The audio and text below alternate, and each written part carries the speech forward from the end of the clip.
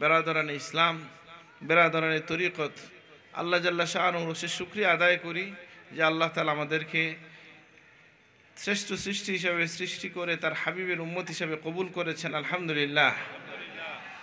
আল্লাহ সুবহানাহু ওয়া তাআলার কাছে এই জন্য শুকরিয়া আদায় করি যে আল্লাহ তাআলা আমাদেরকে নিরাপদ রেখেছেন, সুস্থ রেখেছেন এবং আজকের দিনের খোরাকি আমাদেরকে জুগিয়েছেন।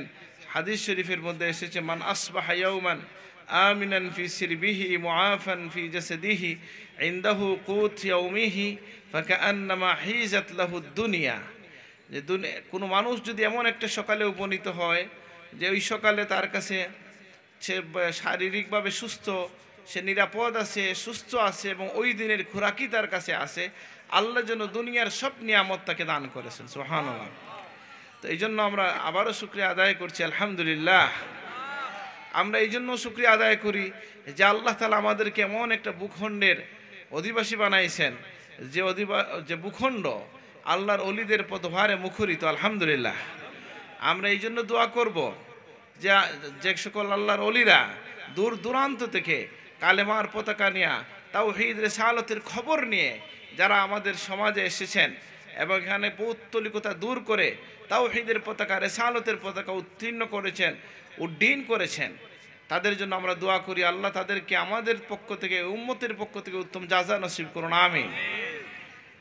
আমরা জানি যে মুমিন হিসাবে যারা আমরা কালেমাভুক্ত হয়ে গেলাম, আমরা সকলে ভাই ভাই, ইন্নামাল মুমিনুনা ইখওয়া, সকল মুমিন ভাই ভাই। এটা ঠিক যে দুই ভাইয়ের মধ্যেও সমাজে অনেক সময় কিছু বিষয় নিয়ে ইখতিলাফ হয়ে যায়, তারপরেও আমরা কালেমার ভিত্তিতে সকল মুসলমানকে শ্রদ্ধা সম্মান করতে পারি। আল্লাহ আমাদেরকে তৌফিক দান করুন। আমিন। আমরা বলছি যে আমি যে আয়াত তেলাওয়াত করেছি এর আলোকে যে একটি কথা বলার আমি চেষ্টা করব যে আমরা প্রিয় নবী হযরত মুহাম্মদুর রাসূলুল্লাহ সাল্লাল্লাহু আলাইহি ওয়াসাল্লামের উম্মত হিসাবে আমরা আল্লাহর নবীর পরিচয় জানা আমাদের বেশি প্রয়োজন। আর আমরা জানি যে আমাদের কিতাবগুলোতে আহলুস সুন্নাত ওয়াল জামাতের পক্ষ থেকে যে সংজ্ঞা দেওয়া হয়েছে ঈমানের, সেটা কি? তাসদীকু মুহাম্মাদিন সাল্লাল্লাহু আলাইহি ওয়াসাল্লাম ওয়া বিমা জাআ বিহি মিনাদ দ্বীন দারুরাতান। আপনারা জানেন যে কেউ যদি কোরআনকে শুধু মানেন বা শুধু আল্লাহকে মানেন, তারপরেও তিনি ঈমানদার হতে পারবেন না। আল্লাহ রসুলের কথা দিয়ে সংজ্ঞা দেওয়া হয়েছে কেন? যে মুহাম্মদুর রাসূলুল্লাহ সাল্লাল্লাহু আলাইহি সাল্লামকে বিশ্বাস করা, সত্যায়ন করা, তিনি যা কিছু নিয়ে এসেছেন তা সহ। আলহামদুলিল্লাহ। যখন আপনি আল্লাহ রসুলের দরবারে যাবেন, সেখানে গিয়ে আপনি শুনবেন যে আল্লাহ কতজন, কে বলছেন এটা? আল্লাহ নবী বলে দিয়েছেন, কুল হুয়াল্লাহু আহাদ, যে আপনি বলে দেন আল্লাহ এক। একইভাবে নামাজ কি, রোজা কি, হজ কি, যা কিছু আছে, যাকাত কি, সব কিছু আমরা জানার জন্য আমাদের প্রধানতম উৎস হচ্ছেন আমাদের নবী মুহাম্মদুর রাসূলুল্লাহ সাল্লাল্লাহু আলাইহি ওয়াসাল্লাম। আমাদেরকে এই জন্য আল্লাহ তাআলা বলে দিয়েছেন কি, মাইয়ুতির রাসূল ফাকাদ আতা আল্লাহ, যে রাসূলুল্লাহর অনুসরণ করলো সে আল্লাহর অনুসরণ করলো। আপনারা দেখেন যে প্রিয় নবী সাল্লাল্লাহু আলাইহি ওয়াসাল্লামের শানের কথা আল্লাহ কোরআনে অগণিত জায়গায় বলে দিয়েছেন। কেন? যে কারণ নবীকে যদি কেউ যথাযথভাবে মানতে পারে, চিনতে পারে, তাহলে সে আল্লাহকেও চিনতে পারবে। এই আয়াতের মধ্যে এসেছে মাইয়ুতির রাসূল ফাকাদ আতা আল্লাহ, যে রাসূলুল্লাহর অনুসরণ করলো সে আমি আল্লাহর অনুসরণ করলো। সুবহানাল্লাহ। আপনি দেখেন এই যে আয়াতটা কি? আয়াত হচ্ছে কুল ইন কুনতুম তুহিব্বুনাল্লাহ ফাত্তাবিউনি ইউহিব্বুকুমুল্লাহ। সরল অনুবাদ তো আমরা সকলেই জানি। আমি ঢাকা শহরে অনেক ছোটো যখন ইউনিভার্সিটিতে পড়ি, তখন এক আলেমের বক্তব্য শুনছিলাম। ওনাকে সবাই চিনেন আপনারা, মৌলানা আমিনুল ইসলাম বলে এক আলেম ছিলেন, রেডিও টিভিতে কথা বলতেন। তো উনি এক মসজিদে আসছেন, আমি ওনার ওখানে গেছিলাম। কথাটা আমার খুব সুন্দর লেগেছে, একটা ভিন্নভাবে একটা উপস্থাপনা উনি করেছেন। সেটা কি? এই লাইনের অর্থ কি? কুল ইন কুনতুম তুহিব্বুনাল্লাহ, তোমরা যদি আল্লাহকে ভালোবাসতে চাও, ফাত্তাবিউনি, আমি নবীর অনুসরণ করো। তাহলে আল্লাহ কি বলছেন? যে আল্লাহকে ভালোবাসা হয়ে যাবে না, ইউহিব্বুকুমুল্লাহ, তাহলে আল্লাহ আমি নিজে তোমাদেরকে ভালোবাসবো। সুবহানাল্লাহ। মানে উনি একটা ব্যাখ্যা কি দিয়েছেন যে আল্লাহ তাআলা তার হাবিবকে আমাদের জন্য নমুনা বানিয়ে দিয়েছেন। যে মানুষ রাসূলুল্লাহর অনুসরণ করবে, সে কথায়, চলনে, বলনে সে আল্লাহর কাছে কেমন হয়ে যাবে। তিনি একটা উদাহরণ দিয়েছিলেন যে আমাদের সমাজে কোনো মানুষ যদি তার ছোটো বাচ্চাকে হারায় ফেলে, উদাহরণ দিয়েছিল যে সাগরে গিয়ে একজন তার বাচ্চাকে হারাই ফেলছে, মানে ডুবে গেছে।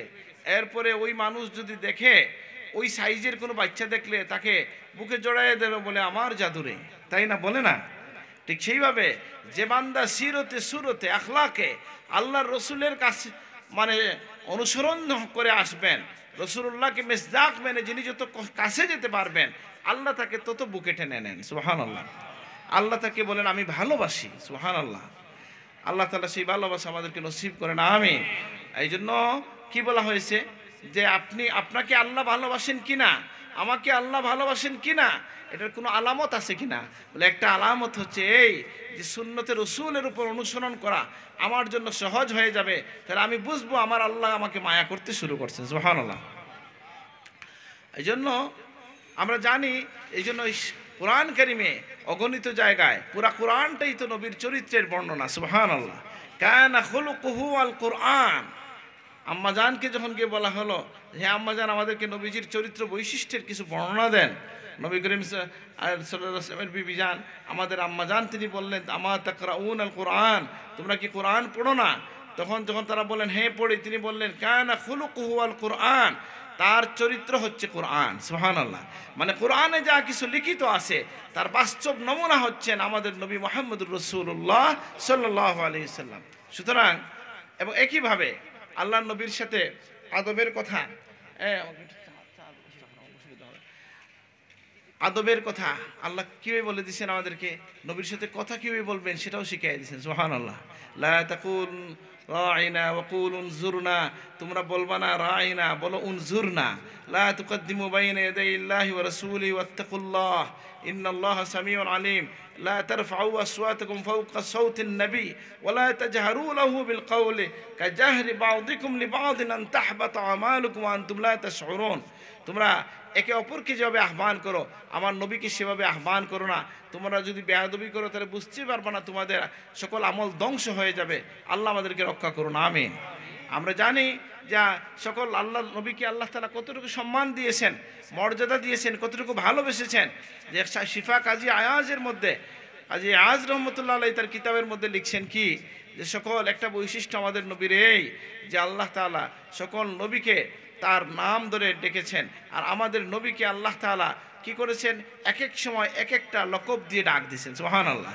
তা মানুষের স্বভাব কি, মানে আমাদের সমাজের এটা আমরা বুঝি, কাউকে কেউ যদি মায়া করে তাহলে অনেক নামে ডাকে। ছোটো বাচ্চাকে কেউ জাদু বলে কি না? এইভাবে যে নামে বদল কেন করা হয়, মহব্বতের কারণে করা হয়। এই মহব্বতের প্রকাশ আল্লাহ তাআলা ঘটিয়েছেন। আদম আলাইহিস সালামকে আল্লাহ ডাক দিয়েছেন, ইয়া আদম উসকুন আনতা ওয়া যাওজুকা ফিল জান্নাহ, ইয়া নূহ ইহবিত বিসালামিন মিন্না, ইয়া জাকারিয়া ইন্না নুবাশশিরুকা বিগুলামিন ইসমুহু ইয়াহইয়া, ইয়া ইব্রাহিম قد صدقت الرؤيا يا موسى إني اصطفيتك على الناس برسالاتي وبكلامي يا عيسى। এইভাবে ইয়া ইয়াহইয়া খুযিল কিতাবা বিকুওয়া, সকল নবীদের নাম ধরে আল্লাহ ডেকেছেন। আমার নবীর প্রসঙ্গ যখন এসেছে কখন আল্লাহ বলেছেন ইয়া আইয়ুহাল মুজাম্মিল, ইয়া আইয়ুহাল মুদ্দাসসির, ইয়াসিন, তাহা। সুবহানাল্লাহ। এই মহব্বতের কথা আলোচনার উদ্দেশ্য কি, যে আমি একসময় শুনলাম যে মানুষের একটা স্বভাব হচ্ছে এই যে মান আহাব্বা শাইআন আকসারা যিকরাহ, যে যাকে ভালোবাসে সে তার কথা বেশি বেশি স্মরণ করে। তাহলে মুমিনের জন্য রাসূলুল্লাহর এই ভালোবাসাটা কেমন, বলে এটা ওয়াজিব বিষয়। লা ইউমিনু আহাদুকুম হাত্তা আকুনা আহাব্বা ইলাইহি মিন ওয়ালিদিহি ওয়া ওয়ালাদিহি ওয়ান নাসি আজমাইন। কেউ কামেল ইমানদার হতে পারবে না যতক্ষণ না আমি তার কাছে তার পিতামাতা, সন্তান সন্ততি এবং জগতের সকল মানুষের চেয়ে প্রিয় না হব। আল্লাহ তুমি আমাদেরকে এইভাবে আপনার হাবিবকে ভালোবাসার তৌফিক দান করেন, আমিন। তো আমি যেটা বলছিলাম যে আমরা প্রিয় নবী সাল্লাল্লাহু আলাইহি ওয়াসাল্লামের আমরা যে মহব্বত রাখবো, ইত্তেবা করব, এগুলোর জন্য আল্লাহ তাআলা আমাদেরকে কি করেছেন, কিছু নমুনা দিয়েছেন। জগতে বাস্তব কিছু নমুনা পাওয়া যায়, আছে কি না? তারা কারা? আল্লাহর ওলিরা। ওলি আল্লাহ কে? আপনি যদি আমাদের কিতাব আল আকিদা তাহাউইয়া এটা খুলেন তাহলে দেখবেন বলে দেওয়া হয়েছে কি, আল মুমিনুনা কুল্লুহুম আউলিয়াউর রহমান, সকল মুমিন হচ্ছে আল্লাহর বন্ধু, ওলি আল্লাহ। সুবহানাল্লাহ। এখন তাইলে প্রশ্ন আসবে যে একজন শাহজালাল, একজন বড় পীর দস্তগীর কিভাবে হন? এর পরের লাইনেই বলা হচ্ছে কি, ও আকরামুহুম ইনদাল্লাহ আতবাউহুম ও আতওয়াউহুম লিল কুরআন। এই মুমিন সকলেই একটা বিবেচনায় আল্লাহর বন্ধু। আগায়া যায় কে? যে কোরআন কারিমের সবচেয়ে বেশি অনুসারী, সবচেয়ে বেশি এতাআতকারী। আল্লাহ আমাদেরকে তৌফিক দান করুন, আমিন। আর ওলি আল্লাহর কথা আমরা বলি এই উদ্দেশ্যে যে ওলি আল্লাহকে ভালোবাসি কেন? বলে উনি আল্লাহর ওলির জন্য, নাকি? তাহলে আসলে ভালোবাসাটা কাকে হয়েছে? প্রথম ভালোবাসা আমাদের কার সাথে? আল্লাহর সাথে। সুতরাং এখন আল্লাহর সাথে যে বিষয়টা জুড়ে যাবে তাকেই আপনি শ্রদ্ধা করবেন, ভালোবাসবেন। এটাই হচ্ছে ইসলামের নিয়ম। আল্লাহ কোরআন কারিমে বলে দিচ্ছেন কি, ওমাই ইউআযযিম শাইরাল্লাহ ফাইন্নাহা মিন তাকওয়াল কুলুব। কেউ যদি আল্লাহর নিদর্শনকে সম্মান করে তার অন্তরের তাকওয়া অর্জিত হবে। সুবহানাল্লাহ। শারীরিকভাবে যে তাকওয়া, পোশাকের তাকওয়া, এটা অনেক সহজ, কিন্তু প্রকৃতপক্ষে মনের তাকওয়া এটা অনেক কঠিন আছে। কঠিন আছে কিনা? এটা কি ঘোষণা দেওয়া যায়? সহজে ঘোষণা দেওয়া যায় না। এটা হচ্ছে ওয়াবুদ রাব্বাকা হাত্তা ইয়াতিয়াকাল ইয়াকিন। জীবনের শেষ মুহূর্ত পর্যন্ত এই মুজাহাদা চালায়ে যেতে হয়।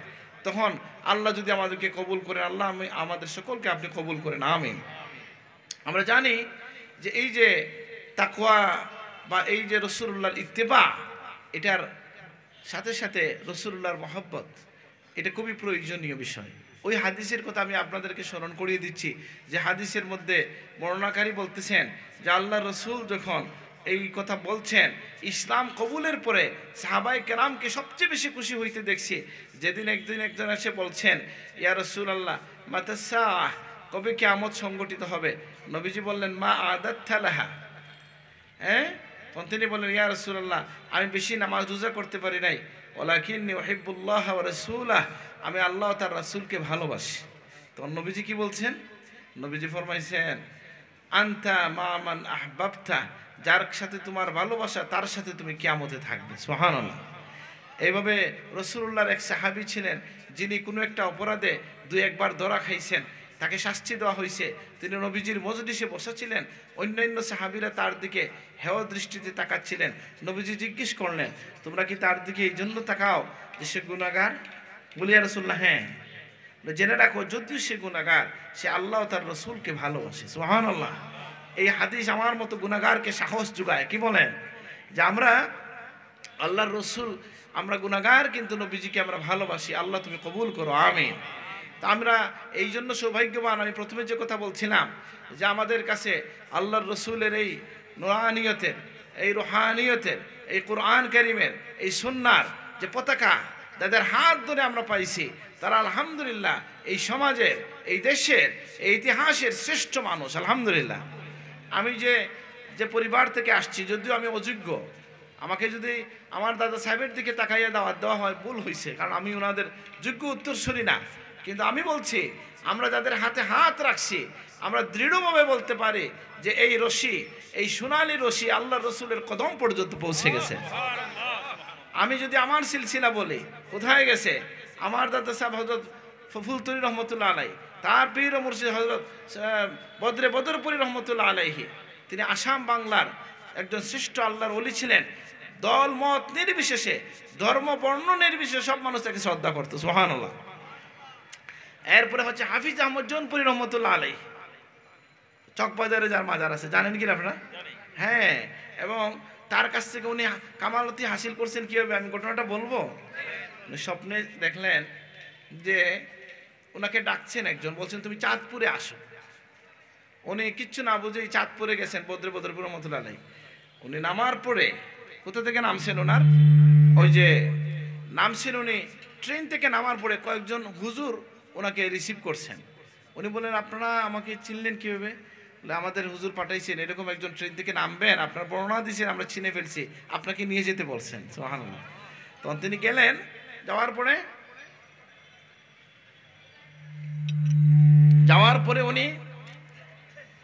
পরে উনি মাত্র 3 দিন থাকছেন।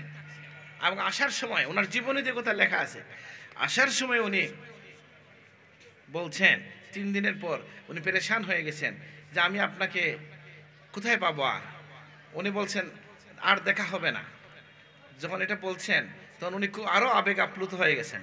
তখন উনি বুকের মধ্যে একটা ধাক্কা দিছেন, বলছেন যা কিছু দরকার সময় মতো পাবা, বলে বিদায় দিছেন। বদরপুরের রহমতুল্লাহ আলাইহির ইন্তেকালের পরে 18 ঘন্টা পরে ওনার সাহেবজাদা থেকে এটা বর্ণিত যে উনি তার বুকের মধ্যে হাত দিয়ে দেখেন ওই সময় ওই জায়গাটা গরম ছিল। আচ্ছা, এরপরে হাফিজ আহমদ জৌনপুরী রহমতুল্লাহ আলাই, তার পিতা হচ্ছেন এবং তার পীর ও মুর্শিদ হচ্ছেন শাহ কারামত আলী জৌনপুরী রহমতুল্লাহ আলাই, যার কথা ইতিহাসে বলা হচ্ছে যে যার হাতে যার দাওয়াতের কারণে এই ভারত বাংলাদেশে আসাম বাংলা বিহারে 1 কোটি মানুষ ইসলামের ছায়া তুলে এসেছে আলহামদুলিল্লাহ। তার পীর ছিলেন সৈয়দ আহমদ শহীদ বেরলভী রহমতুল্লাহ আলাইহি, যিনি তার রাজকীয় জীবন ছেড়ে দিয়া আল্লাহর দিনের জন্য, আল্লাহর ওলিদের মানে অনুসরণে, আল্লাহর রসুলের ইশারায় তিনি মজলুম মুসলমানদের পক্ষে জিহাদ করার জন্য পাঞ্জাব চলে গেছেন। সেখানে গিয়ে হুসাইনের উত্তরসূরি হুসাইনের পথে শহীদ হয়ে গেছেন সুবহানাল্লাহ। তাইলে আমাদের এই সিলসিলা, এটা সিলসিলাতুজ জাহাব, আমরা এটা নিয়ে গৌরব করতে পারি আলহামদুলিল্লাহ। এবং এই গৌরব এই জন্য না যে আমরা কাউকে নিজেকে বড় বলার জন্য না, আমরা গৌরব করছি এই কথার উপরে যে আমাদের পূর্বপুরুষ যারা ছিলেন, যাদের হাতে আমরা হাত রেখেছি, তারা মানুষের জন্য খেদমত করেছেন, মানুষকে দিনের তালিম দিয়েছেন। এবং আমি যদি গৌরব আপনারা ভুল না বুঝেন, তাহলে শুধু আমার দাদা সাহেবের একটা খেদমতের কথা আপনাদেরকে আমি একটু বলি। যে উনি মক্কা শরীফ থেকে গিয়া কোরআন কারীমের সনদ যখন নিয়ে এসে বসলেন, ইয়েতে হাদিস পড়াচ্ছিলেন বদরপুর রহমতুল্লাহ আলাইহির নির্দেশে বদরপুর টাইটেল মাদ্রাসায়। সেই সময় তৎকালীন সময়ের একজন বড় বুজুর্গ ব্যক্তি এসে বললেন, হাদিসের ক্লাসে একটা নিয়ম আছে, আমার দাদা সাহেবও করতেন, মুহাদ্দিস সাহেবরাও করেন, যে কেউ আসলে হাদিসের ক্লাসে হাদিসের সম্মানে দাঁড়াইতেন না, পরে কথা বলতেন। হাদিসের ক্লাসে কোনো ইনকিতা হবে না, বিচ্ছিন্নতা হবে না। ক্লাসের পরে জিজ্ঞেস করলেন যে সাহেব আপনি কেন আসছেন? আমি একটা কাজে আসছি, আপনি আমাদেরকে একটু কোরআন শরীফ পড়াবেন। আমার দাদা সাহেব বললেন যে আমি অপারক, আমি তো নতুন, হাদিসের ক্লাস নেই, সারা রাত পড়াশোনা করি, দিনে আমি ক্লাস নেই, দর্শ করি, হাদিসের আমাকে মাফ করবেন। উনি চলে গেলেন। উনি মজ্জুব শ্রেণীর ওলি আল্লাহ ছিলেন, বুঝেন না কথাটা, জজবা চলে আসতো না, চলে গেলেন, কিছু বললেন না। আর বদরপুরি রহমতুল্লাহ আলাইহি মাঝে মধ্যে মানুষকে নাকি বলতেন, এই তোমরা নূর আলী সাহেবের কাছে যাইতে ওজুর সাথে যাবা, কারণ উনি আকসর রসুল্লাহর সাথে তার দেখা হয়। ওই ব্যক্তি যিনি আল্লাহর ওলি আব্দুল নূর গড়খরফি রহমতুল্লাহ আলাইহি, উনি যখন আবার আসছেন পরের দিনের দার্সে, আসার পরে আমার দাদা সাহেব আবার জিজ্ঞেস করলেন যে আপনি আজকে আসছেন আর কোনো বিষয়? বলেন না, কালকে যে কাজে আসছেন ওই কাজেই আসছি। তখন উনি বললেন যে এটা আমি তো আপনাকে বুঝাই বললাম, আমার পক্ষে সম্ভব না। তো উনি জজবার মধ্যে চলে আসলেন, বললেন এটা আমি বলতেছি না, বড় জায়গা থেকে হুকুম হয়েছে। তখন তিনি বললেন যে আপনি যদি বিষয়টা আমাকে বলেন, কি বিষয়, এটা কি আমার পীর মুর্শিদ বলছেন? বলে না, আরো বড় জায়গা থেকে বলা হয়েছে। বলে কি বিষয়, আমাকে একটু খোলাসা করে বলেন। তখন তিনি বললেন যে নিজের কথা বলতেন না, ওটা আল্লাহর ওলিদের একটা বৈশিষ্ট্য ছিল যে থাকে যে তারা নিজের দিকে কোনো কারামতিকে নিসবত করেন না, বুঝেন না এই কথাটা। তিনি বলছেন আল্লাহ রসুলকে স্বপ্নে দেখা গেল মানে আমি দেখলাম আর কি, দেখা গেল, ইয়া রাসূলুল্লাহ একটু তেলাওয়াত শুনবো। আল্লাহ নবী পূর্ণ একটা সূরা মুবারক পড়ে শোনালেন তার মুবারক জবান দিয়ে। বলে ইয়া রাসূলুল্লাহ এই পড়াটা শিখতে চাই, কোথায় পাবো? তখন ডান দিকে ইশারা দিলেন, চাইয়া দেখা গেল আপনি বসে আছেন। এই কথা শুনে আমার দাদা সাহেব দাঁড়ায় গেলেন, এই কেরাতের খেদমত শুরু হইল। তো আমি আরও 2-3 জায়গায় এই কথা বলে আসছি, গতকালকেও 2 জায়গায় বলছি, আপনাদেরকে বলতেছি। আজকে থেকে 10 বছর আগে আমি একটা হিসাব করছিলাম যে ফুলতলিতে এক মেহমান গেছিলেন যে এখন কত ছাত্র আমাদের এখানে রমজানে পড়ে। হিসাব করে দেখলাম আমরা এক রমজানে 5 লক্ষ ছাত্র পড়ে আলহামদুলিল্লাহ, প্রায় 2500টা শাখা এবং প্রত্যেক জায়গায় 5টা-6টা করে ক্লাস, এবং আউয়ালে প্রায় 2 লক্ষের মতো, সানিতে প্রায় 1.5 লক্ষের মতো, এবং 2টা ক্লাস আমার মনে আছে, খামিসি ছিল 40,000 আর রাবেতে ছিল বোধহয় 60,000। এই সব শাখা মিলাইয়া 5 লক্ষ মানুষের এই যে কোরআন পঠনের ব্যবস্থা হয়ে গেল আল্লাহর এক বান্দার মধ্য দিয়া রাসূলুল্লাহর ইশারার কারণে। তাহলে আমরা কি বুঝি, আল্লাহ যদি কবুল করেন ছোট জিনিসও বড় হয়ে যায় আলহামদুলিল্লাহ।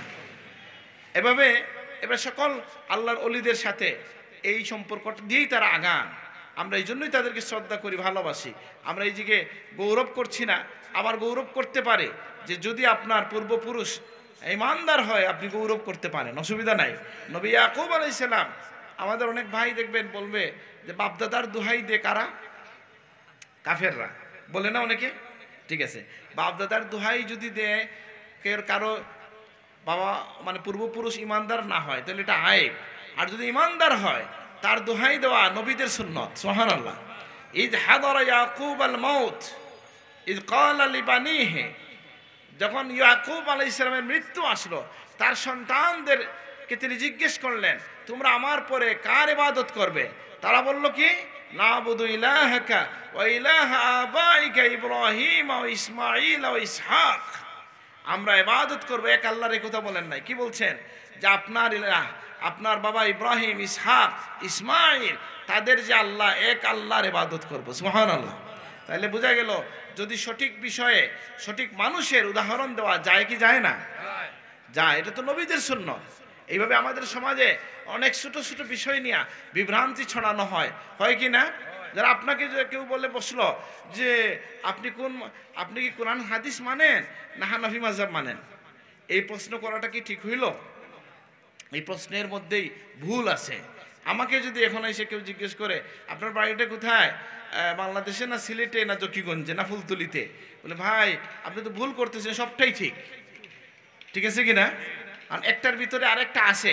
মাযহাবগুলো কেনে এসছে যে কোরআন হাদিস থেকে, কোরআন হাদিসকে মন্থন করে মানুষের কাছে মাসআলাগুলো উপস্থাপন করেছে মাযহাব। এরা গবেষণা করেছেন, এরা কষ্ট করেছেন। ইমাম আবু হানিফা নিজের খাওয়াইয়া 40 জন আলেমকে নিজের ঘরে প্রতিপালন করে বছরের পর বছর তিনি গবেষণা করে যে রায়গুলো দিয়েছেন সেটাই হচ্ছে হানাফি মাযহাব। এবং শুধু তাই নয়, এই 1300 বছরে হাজার হাজার আলেম, মুহাদ্দিস, মুফতি, মুজাদ্দিদ, শারিহুল বুখারী, ইমাম আইনি, মোল্লা আলী কারি, যার কথাই বলবেন এদের সকলের মিলিত প্রচেষ্টার ফসল হচ্ছে হানাফি মাযহাব। আলহামদুলিল্লাহ। সুতরাং এখানে দুর্বল হওয়ার কিছু নাই। যে কেউ যদি বলেন আমি কোরআন হাদিস মানি আর কিছু মানি না, এটা তিনি হয় জানেন না, না হয় জেনে শুনে একটা গেম খেলতেছেন। তাকে বলেন তো তুমি দেখাও আমাকে, কারণ আলেম ছাড়া তো এটা পারবে না। এই যুগের কোনো কামেল ফাঁস মানুষও তো পারবে না যে আপনি যদি বুখারী শরীফ তার হাতে দিয়ে বলেন আমাকে 2 রাকাত নামাজ খেয়ে তুমি দেখাইয়া দাও তো, বের করে দাও।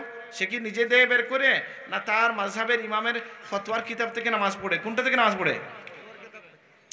যদি সে কেউ বলে যে আমি কোরআন হাদিস ছাড়া কিছু মানি না, তাহলে নামাজটা সে শিখছে কোথায়? মক্তবে, কোরআন হাদিস থেকে না মসজিদের হুজুর থেকে? তো এই সময় কাকে মানলো? হ্যাঁ, এই যে মৌলানা কবি রুহুল আমিন খান আছেন না, উনি আমাদেরকে বলছিলেন যে আমি আমেরিকায় গেছি, তা আমেরিকায় যাওয়ার পরে একজন নাকি প্রশ্ন বলছে যে হুজুর আপনি কোরআন হাদিস থেকে তো কিছু বললেন না, শুধু এটা সেটা বললেন, মানে একটু অনুযোগ করলো। উনি বললেন আমার সাথে আসেন আপনি। উনি যে বাসায় দাওয়াত ছিল ওখানে গেছেন, গিয়ে বলছেন এই যে একটা কোরআন শরীফ দেন তো, দিয়ে ওনার সামনে দিছি, দিয়ে বলছে ভাই একটু পড়েন। না আমি তো কোরআন পড়তে পারি না। বুঝেন নাই? আপনি যে কোরআন পড়তেই পারেন না, তারপরে আসে অর্থের প্রশ্ন। অর্থ কি 1-2 বছরে পড়ে ফেলা যায়? আচ্ছা, অর্থে পড়লে 1 বছরে পড়লেন, মাসলা দিতে পারবেন? আমরা তো 18 বছর মাদ্রাসায় পড়লাম, 4 বছর ইউনিভার্সিটিতে আরবি পড়লাম, 1 বছর মাস্টার্স করলাম, আরও 3 বছর এমফিল করলাম, আরও 10-12 বছর থেকে ইউনিভার্সিটিতে পড়াইলাম। আমার তো সাহস হয় না এই কথা বলতে যে আমি মাসালা দিতে পারবো। তো উনি বললেন না এটা তো পারবো না। বলে তাইলে আপনার জন্য আপনার বাড়ির পাশের মসজিদের ইমামকে মানা ওয়াজিব। বোঝেন নাই কথাটা? এখন আমাদের এইভাবে অনেক বিভ্রান্তি আমাদের তরুণদের মনে ছড়াইয়ে দেওয়া হয়। আর কিছু কথা আছে সুন্দর কিন্তু উদ্দেশ্য খারাপ। বুঝেন নাই কথাটা? হযরত আলী রাদিয়াল্লাহু আনহুর বিরুদ্ধে যারা মানে যুদ্ধ করছিল, তারা কোরআনকে উপরে তুলে ধরে বলছে ইনিল হুকমু ইল্লা লিল্লাহ, আল্লাহর হুকুম ছাড়া আর কিছু মানি না। কথাটা সুন্দর না অসুন্দর?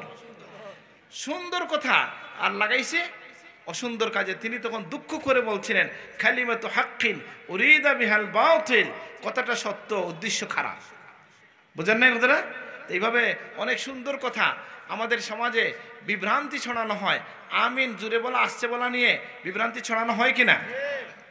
অথচ দেখেন এই আমিন আসছে জোরে দুইটাই হাদিসে আছে, কিন্তু কোরআন কারীম থেকে দলিল নিয়া ইমাম আবু হানিফা বা হানাফি মাযহাব এটাকে আসছে বলেন, কারণ আমিন হচ্ছে দোয়া না কোরআনের অংশ? এটা দোয়া। আপনি দেখবেন বেশিরভাগ কোরআন কারীমে আমিনটা লেখা থাকে না, যদি লেখা থাকে তাহলে ব্র্যাকেট দেওয়া থাকে। তাহলে এটা কি কোরআনের সমান আওয়াজে পড়া যায়? বাদ দিলাম এটা, হাদিসে তো আসছে ওয়াকাফাত বিহি সৌতা, রাসূলুল্লাহ এতে তার সুরটাকে নামায়ে ফেলতেন। কিন্তু হাদিসের এই যে বিষয়টা ফরজ না, ওয়াজিব না, সুন্নতে মুআক্কাদা না, সেই বিষয়ে নিয়ে আলোচনা করে সমাজের মধ্যে বিভ্রান্তি, বাবায় ছেলেতে মারামারি লাগাই দিতেছে মানুষজন, লিখছে কিনা? এই জন্য সতর্ক থাকবেন। ওয়াত্তাবি সাবিলা মান আনাবা ইলাই, আমার পথে যুগে যুগে যারা বিনীতভাবে আমার পথে অনুসরণ করেছে তোমরা তাদেরকে অনুসরণ করো। আমরা যাদেরকে অনুসরণ করি আলহামদুলিল্লাহ সমাজে ইতিহাসে তাদের স্থান অনেক ঊর্ধ্বে আলহামদুলিল্লাহ। এখন কেউ বলতে পারেন যে হ্যাঁ আপনাদের মাইকে কিন্তু সমস্যা আছে, কথা উল্টাইয়া দেয়। আল্লাহ সুবহানাহু ওয়া তাআলার শুকরিয়া আদায় করছি যে আমরা যে একটা কথা বলা মনে আসতে পারে যে গ্রহণযোগ্য ইতিহাসে থাকলে আর উনি যে আল্লাহর ওলি বা এভাবে আপনি নিশ্চিত হন কীভাবে, এটার দলিলটা কোথায়? বলে আল্লাহ রসুলের সামনে দেয়া দুইটা জানাজা গেল, নবীজি বললেন ওয়াজাবাত ওয়াজাবাত। তখন সাহাবায়ে কেরাম জিজ্ঞেস করলেন ইয়া রাসূলুল্লাহ কি ওয়াজিব হলো? নবীজি বললেন তোমরা যে জানাজার ব্যাপারে বলছো ভালো, তার জন্য খারাপ যেটা বলছো এটার জন্য জাহান্নাম, আর যেটাকে ভালো বলছো তার জন্য জান্নাত ওয়াজিব হয়ে গেছে। সুবহানাল্লাহ। এখন বলেন মুমিনের জবানের মূল্য আছে কি নাই? মুমিনের সাক্ষীর মূল্য আছে কি নাই? এই যে আয়াত আল্লাহ তাআলা বলছেন ওয়ায়াকুনার রাসূলু আলাইকুম শাহীদা, আছে কি না? তো ওয়াতাকুনু শুহাদা আলান নাস, যে আল্লাহ কোরআন কারীমে বলতেছেন যে নবী হবেন তোমাদের উপর সাক্ষী আর তোমরা হবে মানুষের উপর সাক্ষী। সুবহানাল্লাহ। কোন দিনে? কিয়ামতের দিনে। এবং এটা থেকে আবার অনেকে আমরা ভুল বুঝি, আমি সেদিকে যেতে চাই না। আমাদের সাক্ষীটা কেমন করে হবে? বুখারী শরীফে লম্বা করে ঘটনাটা আসছে যে আল্লাহ যখন নবীদেরকে ডাকবেন বলবেন যে শুনো তোমরা আপনারা কি পৌঁছাইছেন? বলে পৌঁছাইছি। উম্মতরা বলবে আমাদের কাছে কোনো নবী আসে নাই, কিতাব আসে নাই। তখন আল্লাহ বলবেন আপনারা সাক্ষী নিয়ে আসেন। তারা বলবেন আমাদের সাক্ষী হচ্ছে উম্মতে মুহাম্মদী। সুবহানাল্লাহ। তখন উম্মতে মুহাম্মদীকে যখন বলা হবে তারা বলবে আল্লাহ আপনার নবী এসেছেন এবং পৌঁছাইছেন। তখন তারা বলবে যারা কাফের আছে অন্য নবীর উম্মতরা যে এরা কীভাবে আমাদের বিরুদ্ধে সাক্ষী দেয়, তারা কি আমাদের যুগে ছিল?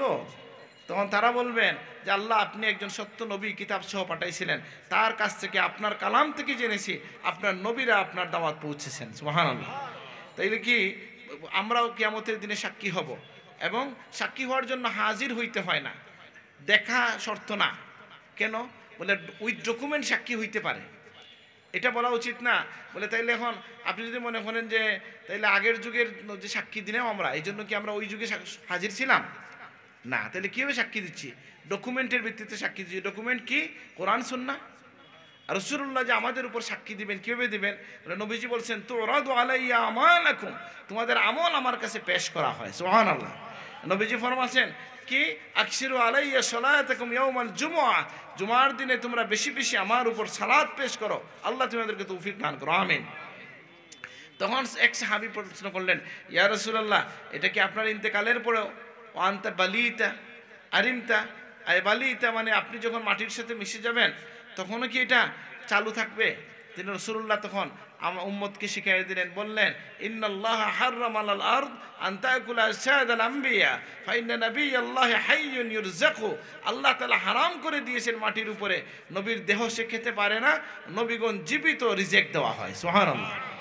তো সেই নবী আরেকদিন নবী কি বলছেন যে তুরাদু আলাইয়া আমালাকুম, তোমাদের আমল আমার কাছে পেশ করা হয়, যখন ভালো কিছু দেখি হামিদুল্লাহ আমি আল্লাহর প্রশংসা করি, আর ভালোর বিপরীত কিছু দেখি যদি, তাহলে আমি তোমাদের হয়ে আল্লাহর কাছে মাফ চাই। সুবহানাল্লাহ। তো সেই নবীকে আপনার কাছে আপনার আমার সাক্ষী নবী, এটা ঠিক। আমরা অন্য উম্মতের জন্য সাক্ষী, এটাও ঠিক। কিন্তু এটার জন্য আপনি এটা আমরা আমাদের আহলুস সুন্নাত ওয়াল জামাতের আমাদের মানে ফুরফুরা জোনপুর যে সিলসিলা, আমরা এটার জন্য নতুন কোনো শর্ত লাগাই দেই না। আমরা নবীকে সালাম দেই দাঁড়ায় এই উদ্দেশ্যে যে আমাদের সালামটা রাসূলুল্লাহর কাছে পৌঁছে যায়। আল্লাহ তুমি কবুল করো, আমিন। আর হ্যাঁ এখন একটা প্রশ্ন আসে যে দাঁড়াই কেন, নাকি আপনি কি দেখে ফেলছেন? বলে না দেখে সম্মান করা যায় কি না? যেমন কাবাকে আমরা না দেখেও সম্মান করি, তাই না? আর কাবা তো হচ্ছে পাথরের ঘর। আর আমার নবী তো আলহামদুলিল্লাহ হাইয়ুন ফি কবরিহি ইউরযাকু, জীবিত আছেন, রিজেক্ট দেওয়া হয়, সুবহানাল্লাহ। এবং আসেন আপনি ওই জায়গায়, যে আমি তাফসির ইবনে কাসির থেকে বলছি, এবং তাবলিগি জামাতের যে ফাজাইলে হজ কিতাব আছে, এই কিতাবের মধ্যে এই ঘটনাটা আছে যে আল্লাহ রসুলের ইন্তেকালের 3 দিন পরে একজন আরাবি আসলেন, এসে বললেন, লম্বা ঘটনা আমি সংক্ষেপ করে বলার চেষ্টা করছি। 3 দিন পরে এসে খুব কান্নাকাটি করলেন, ইয়া রাসূলুল্লাহ আমি তো আপনাকে মিস করলাম, আপনাকে পাইলাম না এসে। আর কোরআন কারিমে শুনছি আল্লাহ বলছেন ওয়ালাউ আন্নাহুম ইয যালামু আনফুসাহুম জাউকা ফাস্তাগফিরুল্লাহ ওয়াস্তাগফারা লাহুমুর রাসূল লাওয়াজাদুল্লাহা তাওয়াবার রহিমা। যে কেউ যদি নিজের উপর জুলুম করে আপনার কাছে চলে আসে, আল্লাহ আপনার নবীর কাছে যাওয়ার তৌফিক দেন আমাদেরকে। জাউকা, নবীর কাছে কেউ যদি চলে আসে, ফাস্তাগফিরুল্লাহ, সে নিজের জন্য নিজে ক্ষমা চায়, ওয়াস্তাগফারা লাহুমুর রাসূল, আর রাসূল যদি তার পক্ষ হয়ে কথা বলেন, সুপারিশ করেন, তাহলে আল্লাহকে সে পাবে তাওয়াবার রহিমা, অতিশয় তওবা কবুলকারী রহমতওয়ালা, সুবহানাল্লাহ। তাহলে এই আয়াত পড়ে সে উনি কি করলেন, দোয়া করলেন যে আমি কি করলাম, এসেছি আপনার কাছে গুনার বোঝা নিয়ে, আমি তওবা করতেছি, আপনি দয়া করে আল্লাহর কাছে আমার জন্য একটু সুপারিশ করেন বলে তিনি 2টা লাইন কবিতা বলছেন, যে কবিতাটা এখনও মুয়াজ্জা শরীফের 2টা খাম্বার মধ্যে লেখা আছে, আলহামদুলিল্লাহ। এটা দেখছেন নি কেউ?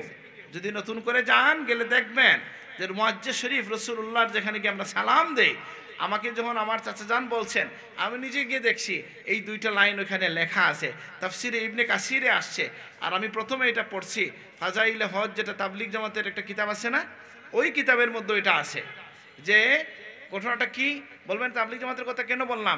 যদি আমরা বেশি লোক মানি ভালো হয় না বিষয়টা? আমরাও মানি, ওলামায়ে দেওবন্দ মানেন, ভালো না মন্দ হইল? ভালো হইল, আমাদের দল ভারী হইল, না কি বলেন?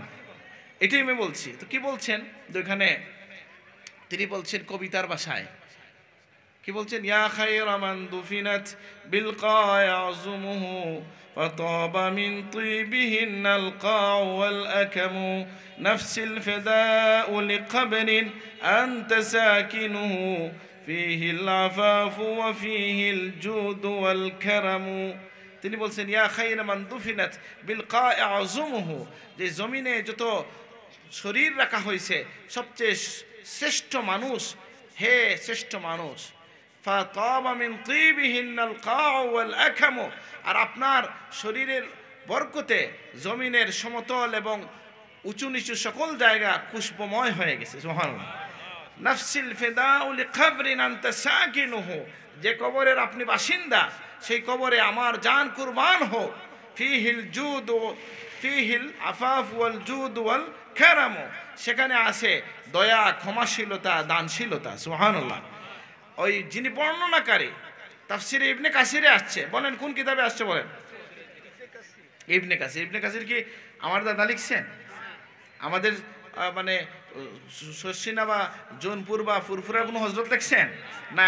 উম্মাহাতুত তাফাসিরের মধ্যে একটা হচ্ছে ইবনে কাসির, ওখানে বর্ণনাকারী উতবি বা আতাবি যিনি ছিলেন, উনি বলেন আমি তার কথাবার্তা শুনি, নবীজির সামনে দাঁড়ায় এসে বলছে, আর আমার ওই সময় তন্দ্রা আসলো বা চুপটা লেগে গেল, আমাকে রাসূলুল্লাহ আমাকে বললেন আল হাকিল আরবি, তুমি আরবির সাথে দেখা করো আর বলো আমি তার জন্য আল্লাহর কাছে সুপারিশ করে ফেলেছি। বলেন কোন কিতাব থেকে বলছি? ইবনে কাসির। তো আলহামদুলিল্লাহ আমরা জানি যে আমাদের খবর রাসূলুল্লাহর কাছে পৌঁছে যায়, আলহামদুলিল্লাহ। এই জন্য সকল উম্মতের জন্য এটা দায়িত্ব হচ্ছে যে আমরা আমার নবীর প্রেমের জন্য আমাদের আমলকে সুন্দর করব।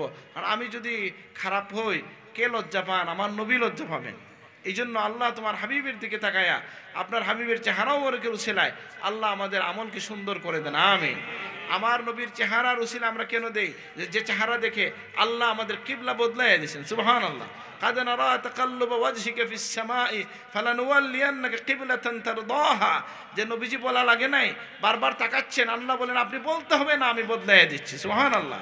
আপনার নবীর হাতকে আল্লাহ তার হাত বলে সম্মান দিয়েছেন, বলছেন ইন্নাল্লাযীনা ইউবাইউনাকা তাহতাশ শাজারাতি ইন্নামা ইউবাইউনাল্লাহ ইয়াদুল্লাহি ফাওকা আইদিহিম, যারা আপনার হাতে হাত রেখে বায়াত করেছে, যে 1400 সাহাবী কোথায়? বায়াতুর রিদওয়ানে, সেখানে গাছতলায় বসে যে আপনার হাতে হাত রেখে বায়াত করেছে, তারা আপনার হাতে বায়াত করে নাই, আল্লাহর হাতে বায়াত করেছে। তাদের হাতের উপর আপনার হাত নয়, আল্লাহর হাত ছিল। সুবহানাল্লাহ।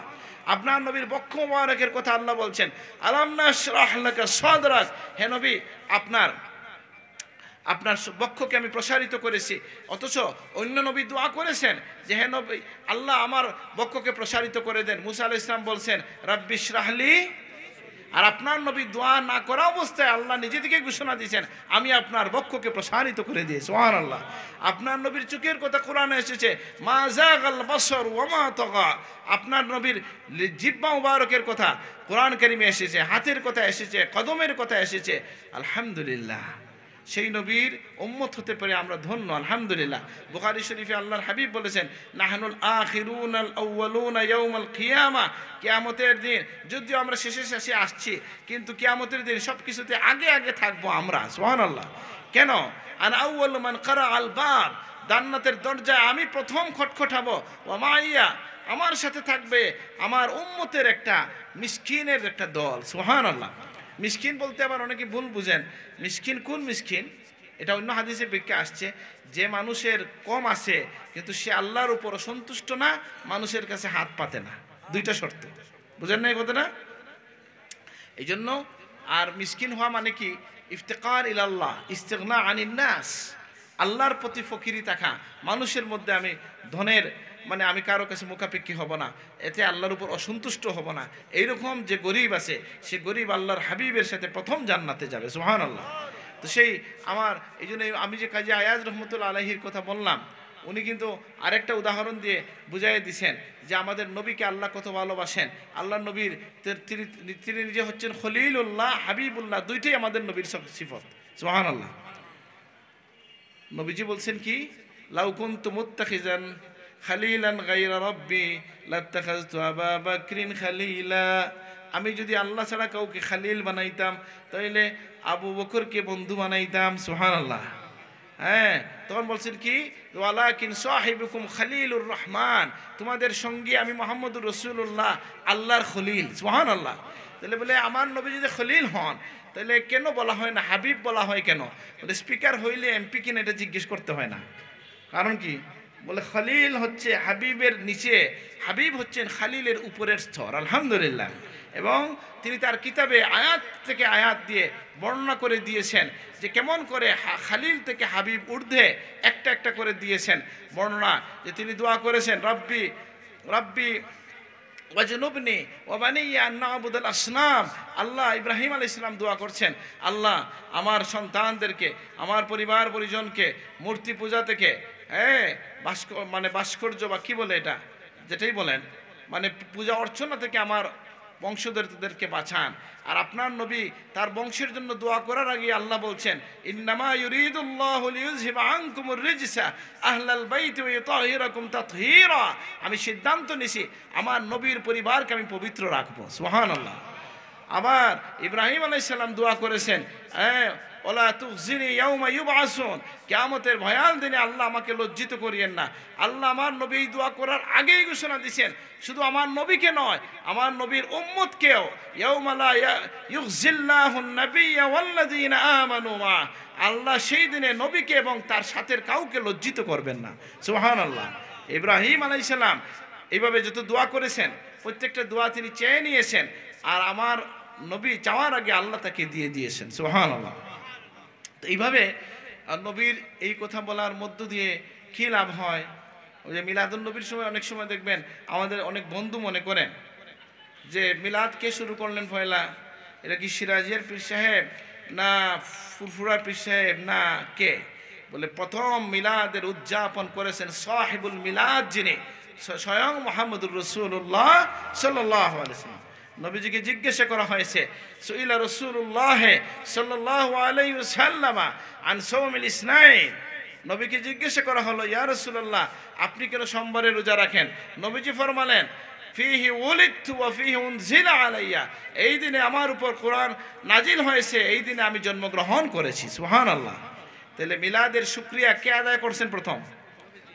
স্বয়ং নবীজি। বলেন কে? স্বয়ং নবীজি আদায় করছেন। নবী বেশি আদায় করা দরকার না উম্মতের বেশি দরকার? হ্যাঁ, বলে তাহলে নবীর জন্মের সময়ের এই ঘটনা এগুলো না বললে হয় না? নবীর জন্মের সময়ের ঘটনা বলা তো আল্লাহর সুন্নত। কার সুন্নত? আল্লাহ কোরআন কারিমে বর্ণনা করছেন মুসার জন্মের ঘটনা, ঈসার জন্মের ঘটনা করছেন কিনা? হ্যাঁ, ইয়াহইয়া আলাইহিস সালামের জন্মের কথা, একে একে অনেক নবীর জন্মের ঘটনা। আল্লাহ তাআলা মরিয়ম আলাইহিস সালাম, যিনি একজন আল্লাহর ওলি ছিলেন, তার জন্মের ঘটনা বলছেন কিনা? ঈসা আলাইহিস সালামের জন্মের ঘটনা আল্লাহ কোরআনে বলছেন। এতে বোঝা যায় জন্মের ঘটনায়ও শিক্ষা থাকতে পারে কিনা, এখানে আল্লাহর দয়ার প্রকাশ থাকতে পারে কি পারে না। তা আপনার রাসূলুল্লাহ, আমার রাসূলুল্লাহর জন্মের কথা এই জন্য আমি আলোচনা করব যে আমার নবী যে আরো 10 জনের মতো দুনিয়ায় সাধারণ ময়লাযুক্ত অবস্থায় নয়, বলা হচ্ছে কি উলিদা রাসূলুল্লাহ মাখতুনান মাখহুলান মাসরুরা, রাসূলুল্লাহ চুকে সুরমা দেওয়া খতনাকৃত নাবি কর্তৃত অবস্থায় দুনিয়ায় এসেছেন। সুবহানাল্লাহ।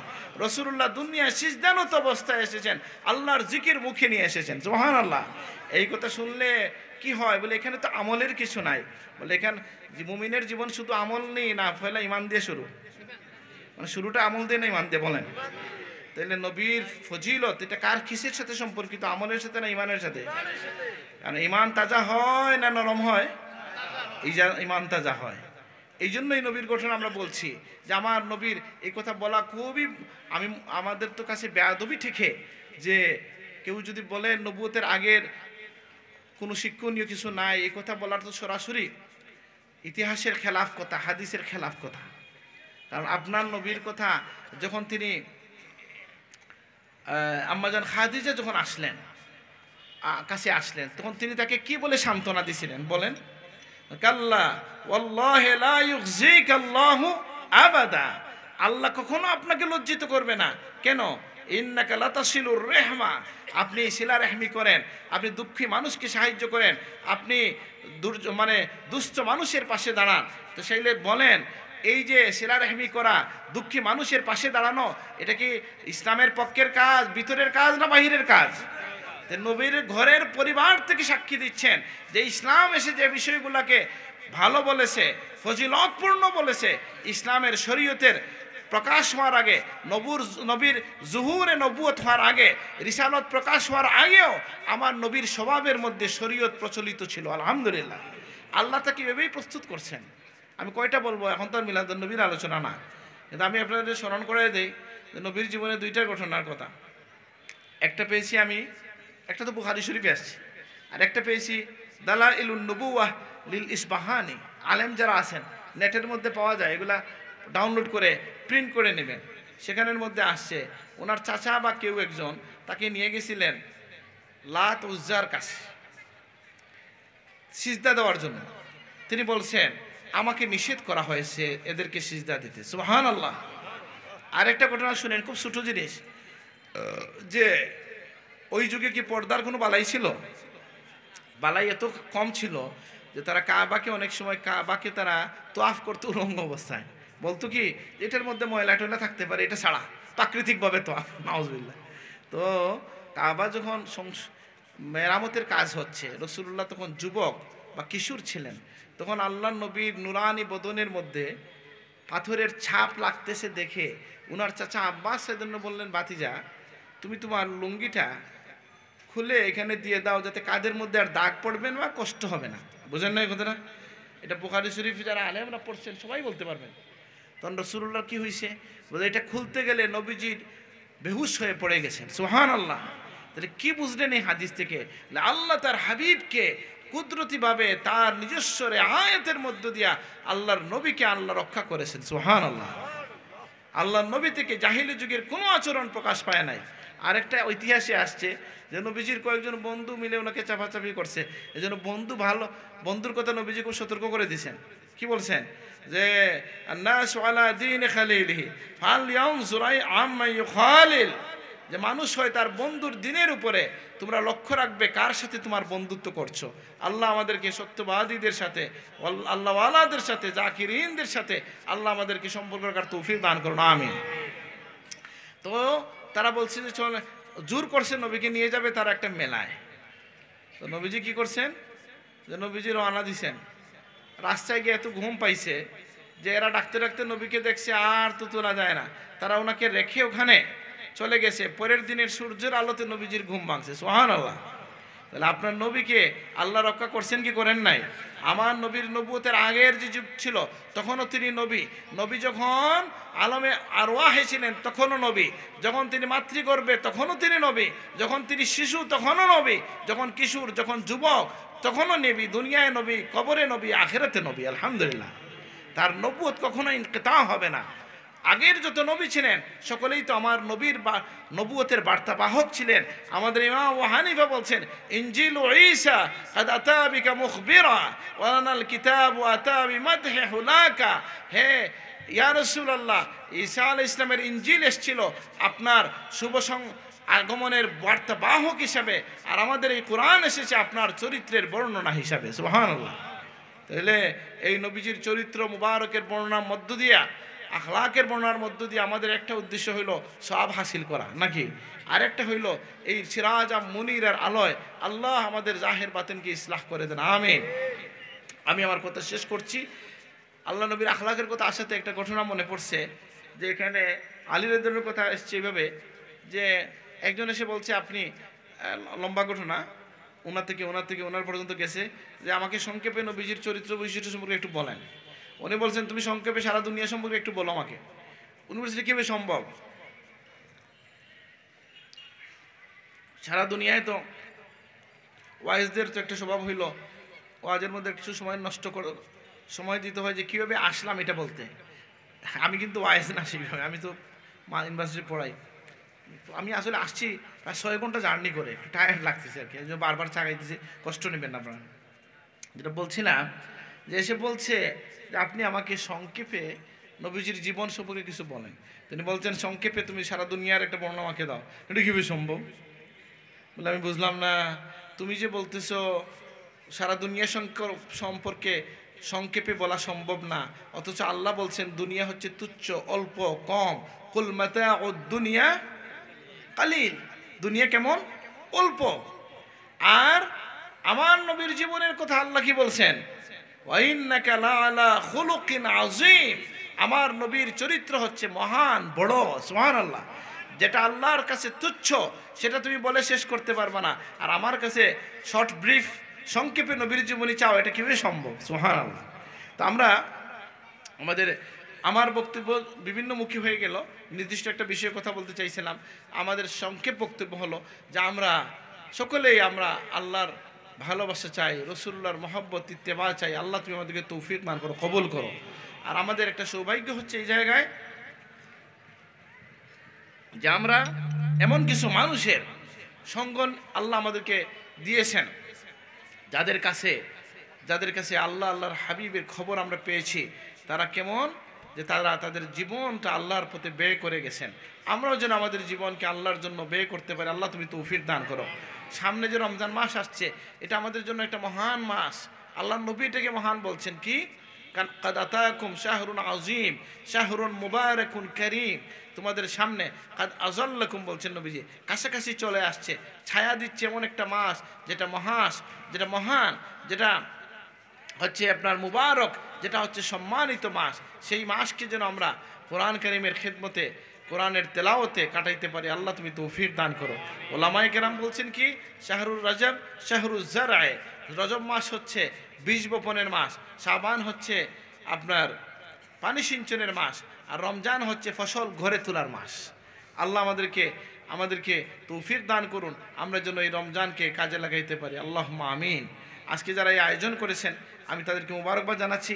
আমার খুব ভালো লাগলো, আমার এক ভাই, উনি নিশ্চয়ই এখানকার দায়িত্বশীল, এনে দিয়েছেন আমাদেরকে যে আমাদের শানের রিসালতে যে 24টা আমরা ধারা জারি করা হয়েছিল নাকি, এই 24টা ধারা এখানে লিখে সিরাজিয়া জাকিরির সংঘ ওনারা এটা প্রচার করতেছেন। আলহামদুলিল্লাহ। ওই মাহফিলে আল আজহার থেকে হাফিজুল বুখারী সানাদান ওয়া মাতনা, বুখারী শরীফের সনদ মতন সহ যিনি হাফিজ আব্দুল বাইস আল কিত্তানি আসছিলেন আজহারের। তারপরে অনেক উলামারা আসছেন আজহার থেকে, মক্কা শরীফ থেকে, বিভিন্ন জায়গা থেকে যারা আসছেন, এবং এসে এই বিষয়গুলো আপনারা যদি সবার হাতে পৌঁছে দেন ভালো হয়। আমরা কি বিশ্বাস রাখি, কি আকীদা পোষণ করি, বুঝেন না কথাটা? যে রসুল্লাহ সুপারিশ কি শুধু রসুল্লাহ করবেন, না নবীর বরকতে আরও বহু মানুষ করতে পারবে, ওলি আল্লাহরা করতে পারবে, ছোটো ছোটো বাচ্চারা করতে পারবে, হাফিজে কোরআনরা করতে পারবে, আলহামদুলিল্লাহ। সুতরাং এগুলো আমাদের জানা থাকা দরকার। আর আমরা আমাদের সমাজে বিচ্ছিন্নতা চাই না, মারামারি হানাহানি চাই না। এই ছোটো অল্প ভূখণ্ডে এত মানুষ আমরা বসবাস করি, এক আল্লাহকে মানি, সিজদা দেই। আমাদের এই জমিন কোনো কারণে ভাতৃঘাতী লড়াইয়ে চলে যাক, রক্তাক্ত হোক, এটা আমরা চাই না। এই জন্য পরস্পর বিভেদ বিচ্ছেদ ভুলে গিয়ে আমরা সকলে মিলে আল্লাহর গোলামি করবো। আল্লাহ তুমি তৌফিক দান করো। ওমা আলাইনা ইল্লাল বালাগ। আসসালামু আলাইকুম।